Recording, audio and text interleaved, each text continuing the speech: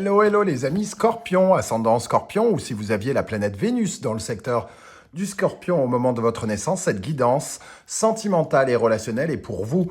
Alors bien sûr, ça ne parlera pas à tout le monde d'amour, parce que tout le monde n'a pas de vie amoureuse. Peut-être que vous êtes concentré sur votre carrière professionnelle en ce moment, que vous êtes occupé par des affaires, par autre chose, par des affaires familiales ou autres. Donc ça vous parlera donc de relations d'une façon plus générale. Pour d'autres, évidemment, ça pourrait parler de votre couple ou de votre célibat. Voyez comment ça vibre avec vous. C'est un tirage général, donc il ne pourra de toute façon pas vibrer de la même façon pour tous les scorpions. Prenez les messages qui vous parlent directement. Vous pouvez également faire une lecture intuitive de ces énergies en ressentant les vibrations de ces cartes et en prenant les messages qu'ils vous évoquent. Vous pouvez également regarder la vidéo de votre signe ascendant et de votre signe vénusien si vous le connaissez, peut-être pour avoir soit des compléments d'information, soit avoir un autre message qui vous parlera peut-être davantage. Dans la barre d'infos, je vous mets les différents liens des différentes guidances que j'ai effectuées pour votre signe ces temps-ci et vous trouverez également mon adresse email si vous désirez des renseignements pour les tirages personnalisés. On commence tout de suite avec l'énergie principale de votre signe pour le mois d'avril. Dans la vie sentimentale et relationnelle, nous avons la lune inversée. Bon, la lune inversée, c'est vraiment quand on est dans le noir, hein, quand on est dans le noir, dans la peur, dans l'angoisse, parfois même dans une certaine forme de dépression pour certains, ça peut aller jusque-là. En tout cas, la lune inversée vient nous dire que vous êtes... Vous êtes dans le blocage, hein, dans des peurs qui vous bloquent, qui vous freinent, et vous avez une vraie difficulté dans votre vie, soit relationnelle ou amoureuse, à discerner la vérité de l'illusion et à savoir exactement où vous en êtes. Vous pouvez imaginer que, alors que la réalité est tout autre, par exemple. Ici, ça nous donne quand même une sensation de déprime, hein, vous êtes probablement pas très bien concernant une histoire relationnelle ou sentimentale. Il y a quelque chose qui a besoin de s'éclairer en vous, hein, clairement. Quel est votre état d'esprit, ami Scorpion, pour ce mois? Le fou. Bon, vous n'êtes peut-être pas bien, mais en tout cas, vous avez envie d'aller de l'avant, vous avez envie de comprendre, vous avez envie de trouver des solutions, hein, ici pour éclairer cette lune et avoir des éclaircissements et savoir ce que vous devez faire, dans quelle direction vous dirigez. Vous avez besoin et vraiment l'envie de vous libérer de quelque chose, hein, avec ce fou. C'est quand même celui qui veut reprendre sa route et qui va de l'avant. Donc, il y a un besoin de guérir de quelque chose. Ça peut remonter évidemment du passé et il peut y avoir quelque chose qui vous revient en pleine poire et que même si vous pensiez être en voie de guérison, qu'il puisse revenir à la surface pendant le courant du mois, par exemple, hein. Parce que le fou, c'est quand même une énergie où on va de l'avant. Donc, vous allez de l'avant, mais il y a encore peut-être une zone d'ombre quelque part, quelque chose qui n'est pas encore tout à fait clair à vos yeux et qui a besoin de s'éclaircir. Qu'est-ce qu'on a sur le fou pour les scorpions dans le domaine sentimental, relationnel en avril 2022? Le 4 de Pentacle, on a envie de se protéger, on a envie de se mettre à l'abri, de se sécuriser. On travaille sa sécurité en défendant son opinion, en défendant ses valeurs et en essayant d'être en accord et en connexion avec qui l'on est au plus profond de soi, hein. Ici, il y a aussi une volonté de rééquilibrer concrètement sa vie. Concrètement, ça peut passer par les finances, essayer de gagner en autonomie, en indépendance financière, par exemple, parce que le fou, il avance quand même seul, quelque part, hein. Alors, qu'est-ce qu'on a sur ce fou et ce 4 de Pentacle? La roue de fortune qui nous parle, elle, d'une envie de changement et d'aller vers quelque chose de plus connecté avec notre cœur, d'être dans la guérison de notre cœur, j'ai envie de dire, pour certains d'entre vous. J'ai comme l'impression quand même qu'il y a quelque chose ici qui est, entre guillemets, laissé abîmer et qui fait que vous n'y voyez pas entièrement clair. Bon, À quelle énergie vous allez tourner le dos pendant ce mois d'avril? Le jugement. Le jugement peut nous parler de tous ces masques que vous mettez devant votre visage, entre guillemets, pour justement ne pas voir certaines vérités. Certaines vérités ici qui reviennent à la surface, c'est-à-dire que peut-être vous faites, entre guillemets, semblant que tout va bien avec ce fou, mais qu'en fait, il reste encore des miettes de quelque chose qui remonte du passé, une trahison, une désillusion, un problème sentimental ou relationnel qui vous semblait peut-être guéri ou tout au fond de vous-même, vous savez que ce n'est pas le cas, mais vous faites semblant, j'ai l'impression, et c'est le moment en avril sans doute de regarder certaines choses en face et voilà, de vous défaire d'une partie obscure de votre vie sentimentale et relationnelle pour pouvoir justement amorcer ce changement. On va regarder maintenant ce qui vient vers vous, amis Scorpion, la Lune et la Tour. Bon, effectivement, même si vous semblez faire semblant, là, il y a quelque chose qui revient vers vous. Concrètement, c'est un coup de calgon, quelque chose qui vous qui vous replonge sans doute dans un état dans lequel vous étiez il y a quelques mois ou quelques semaines, en tout cas, qui vous oblige à voir que tout n'est pas complètement guéri. Il y a comme une sorte de chute ici de votre état d'esprit. Tout à coup, c'est vraiment le vernis qui craque, quoi, entre guillemets. C'est vraiment, avec la lune et la tour, c'est comme si une personne faisait semblant d'être forte et que le vernis craquait.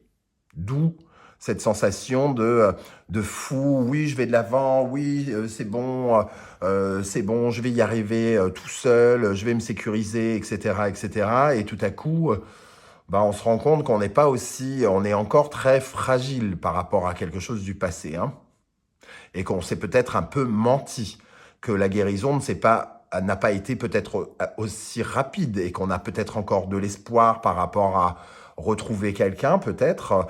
Pour ceux qui ont rencontré une rupture, par exemple, on peut secrètement avoir envie que tout se répare, alors que c'est peut-être compliqué avec des énergies comme celle-ci. Alors, qu'est-ce qu'on a avec la lune et la tour pour les scorpions dans le domaine sentimental et relationnel? Avec la lune et la tour en avril. La reine de Pentacle et la tour qui réapparaît en dos de deck. En fait, le bien-être que vous essayez de montrer peut-être à la face du monde, entre guillemets, aux gens qui vous entourent, cache quelque chose. C'est-à-dire que vous n'êtes pas complètement en accord avec ce bien-être. Il y a quelque chose, voilà, le 10 d'épée, il y a encore de la souffrance. On n'est pas loin de sortir de cette sensation. Il y a encore de la désillusion. Il reste encore un parfum de trahison ou quelque chose comme ça, dont on n'arrive pas à se défaire et qui ressurgit tout à coup. Et on se sent frustré, on se sent limité quelque part. Ok. Les énergies qui en découlent maintenant. L'empereur et le chariot. Alors, énergie un peu contradictoire, l'empereur et le chariot, ça nous parle d'une force de détermination, des choses qui avancent, qui sont fructueuses. Est-ce que ça ne peut pas nous parler, par exemple, de quelqu'un d'autre? Vous prenez... quelque part au fond de vous, vous avez envie que quelque chose se reconstruise, par exemple, pour ceux qui ont connu une rupture. Et en fait, cette destruction-là passe peut-être par l'épanouissement de la personne qui vous a quitté. Vous voyez quelqu'un d'autre avancer très très vite et réussir quelque chose. Et ça recrée une sorte de dynamique peut-être difficile pour vous, difficile d'admettre que la personne qui s'est séparée de vous puisse évoluer si vite un peu vous donner l'impression de vous avoir oublié très très rapidement. Il peut y avoir quelque chose comme ça avec cette énergie d'empereur et de chariot. L'empereur et le chariot, en tout cas, c'est vraiment la détermination, le succès, foncer, foncer, foncer.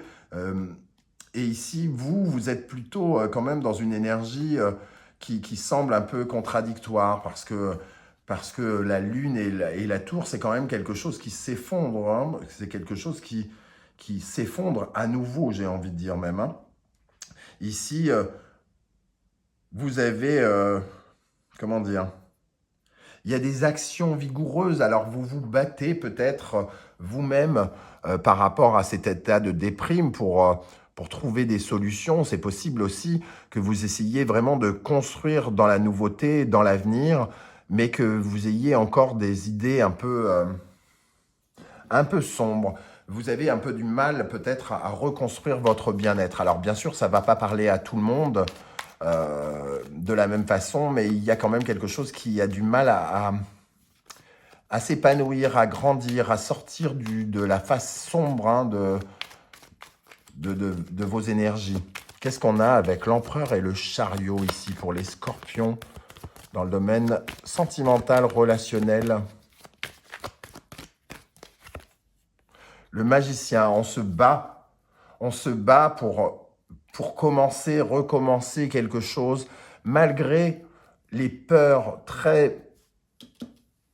les angoisses que ça peut représenter. On se bat, on se bat, on se bat pour recommencer quelque chose, même si j'ai l'impression que le passé refait surface d'une manière ou d'une autre et vient vous angoisser par rapport à votre nouveau départ. Oui, il y a quelque chose qui doit évoluer vite. Vous voulez évoluer plus vite et peut-être plus vite que la musique. C'est-à-dire que à force de faire semblant de vouloir tout redémarrer le plus vite possible, que tout va bien, tout ça, ça n'empêche pas que il y a des petits monstres sortis du placard qui reviennent et qui peuvent, entre guillemets, vous titiller et vous faire peut-être un peu douter aussi hein, de là où est votre bien-être. Quel est le conseil du tarot? Le pendu. Le tarot vous conseille de lâcher prise, de bien vous rendre compte que vous n'avez pas le contrôle de tout et qu'il faut peut-être changer de regard sur les choses et d'accepter de prendre en compte tous les éléments qu'il y a dans les faits, de prendre ces éléments comme des preuves pour regarder peut-être ce que vous ne voulez pas voir, de le regarder, et même s'il faut le regarder de force ici, hein. Il faut regarder vos blocages et essayer de mieux les comprendre pour ne plus avoir à porter ces masques qui vous cachent la vérité. Peut-être de croire que l'homme ou la femme de votre vie qui vous a quitté, par exemple, si on donne cet exemple-là, va peut-être revenir. Donc, vous portez un masque en vous mettant dans la tête que c'est peut-être pas totalement fini. Et ici, le pendu vous dit, bah, regarde les faits, regarde véritablement les faits, et que disent les faits? Est-ce que tu crois vraiment que cette personne va revenir, vu les circonstances, ou pas? Ou est-ce que tu te mens? Voilà ce que je ressens en tout cas. Pour terminer, nous avons ici donc le fou et la lune qui nous donne la tour. La tour et la grande prêtresse. Et ici, on a la grande prêtresse et la tour. Donc, on sent en tout cas, avec ces deux énergies, c'est le bilan. C'est l'heure du bilan. Et j'ai même envie de dire que c'est plutôt le bilan, la fin de bilan, le dépôt de bilan pratiquement, j'ai envie de dire, d'une relation. Le dépôt de bilan d'une relation, c'est-à-dire que on comprend peut-être en cette fin de mois d'avril que certaines vérités n'étaient pas belles à voir, mais qu'elles sont véritablement là et que ça nous confirme peut-être quelque chose qui était déjà dans notre tête, dans notre corps, qu'on ressentait au plus profond de soi-même, mais qu'on n'acceptait pas d'admettre. Ici, le dépôt de bilan d'une relation, c'est vraiment de se dire, bon, c'est cuit, c'est archi cuit, on laisse tomber. Voilà, on ne peut pas limiter les dégâts, il faut redémarrer quelque chose, il faut reprendre sa route. Rien ne pourra changer les choses là où elles en sont. Il faut rester ancré sur votre détermination à avancer, à avancer seul et à avancer pour reconstruire quelque chose de nouveau avec ce magicien. Qu'est-ce qu'on a sur la tour et la grande prêtresse? Pour les amis scorpions, qu'est-ce qu'on a sur la tour et la grande prêtresse? Dans le domaine sentimental, relationnel, en avril 2022. C'est l'heure de prendre des décisions, hein, entre guillemets, d'acter les choses pour avancer. Ici, le roi d'épée, contrairement à cette lune, ici, il fait preuve d'énormément de discernement et de capacité à décider, à trancher. C'est un juge, entre guillemets. C'est le tribunal qui prend une décision importante. Quand je dis le tribunal, c'est... Alors, prenez-le dans le sens tribunal si ça vous parle, hein, mais sinon, c'est vous qui pouvez jouer le juge et dire, voilà, la relation, on en est là, la décision est prise de. Qu'est-ce qu'on a sur la tour, la papesse et le roi d'épée pour les scorpions? Oh, il y en a deux qui sont retournés. Pour moi, il y a une trop grosse frustration par rapport au passé. Il y a quelque chose qui ne peut pas se recoudre, hein, et on retrouve le pendu ici. Mais inversé, à l'envers, on y voit vraiment plus clair avec ce roi d'épée et ce pendu. À la fin du mois, je crois qu'on comprend que de toute façon, on n'aura plus ce que l'on espérait obtenir. Et c'est peut-être justement... on marque peut-être le début de quelque chose de nouveau. Qu'au fond de vous, vous attendez, semble-t-il, hein, parce que le fou et la roue ici, vous voulez vous libérer de quelque chose, vous voulez du changement. Mais il y avait encore des traces de quelque chose qui vous empêchait véritablement d'y aller. Voilà les amis, que Scorpion, comment je ressens ce tirage. Je ne sais pas du tout comment ça va vous parler et si ça va vous parler. N'hésitez pas à me le dire en commentaire. J'aurai plaisir à vous lire et à vous répondre comme je le fais à chaque fois. Et si vous pouvez prendre quelques secondes pour liker cette vidéo, chaque like compte pour me permettre de faire progresser la chaîne. Vous pouvez également partager sur vos réseaux sociaux et vous abonner si ce n'est pas déjà fait. Je vous en remercie. On se retrouve très très bientôt pour une guidance 100% professionnelle et vie quotidienne. En attendant, merci d'être là et à très bientôt. Ciao, ciao.